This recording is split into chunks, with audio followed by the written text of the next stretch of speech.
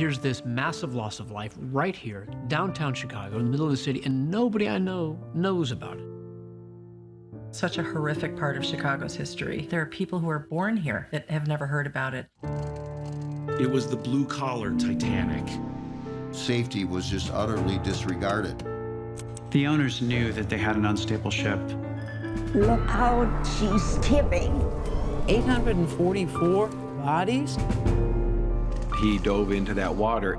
People started calling him the human frog. There was no iceberg, no torpedo. Someone surely did something wrong, and yet somehow... Graft, corruption.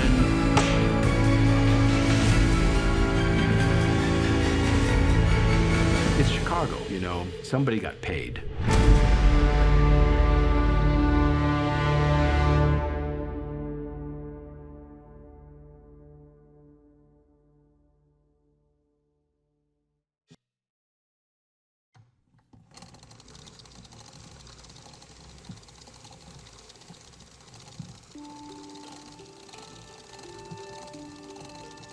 In the summer of 1915, a disturbing newsreel opened in theaters worldwide. It showed images of lifeless bodies recovered from a capsized passenger ship. Hundreds of women and children who drowned in the Chicago River that ran through the city's downtown. But audiences in Chicago never saw any of it. Local censors banned the city's theaters from showing any newsreel of this disaster. Over time, copies of the film were presumed lost, and the disaster faded from memory. Only recently have these scenes been found, and the shameful truth has resurfaced.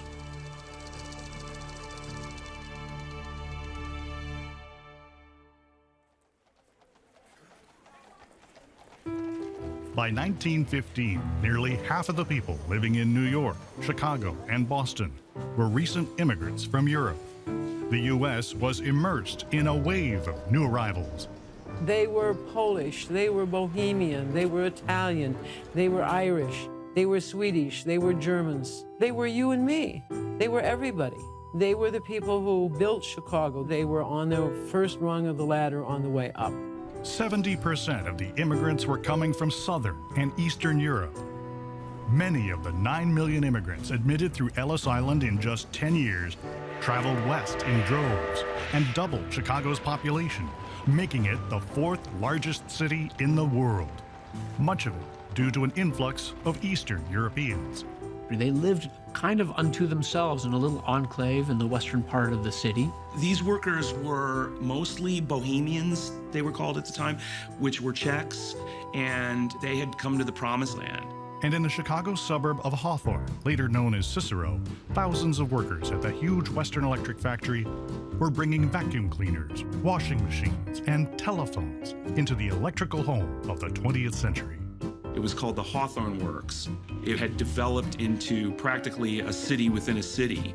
It was the Silicon Valley of its day, mostly because in this enormous factory, they were making the housings and winding the cables for this new technology. The factory that provided telephones and cables for a voice highway across the U.S. opened in 1905 with 2,000 employees.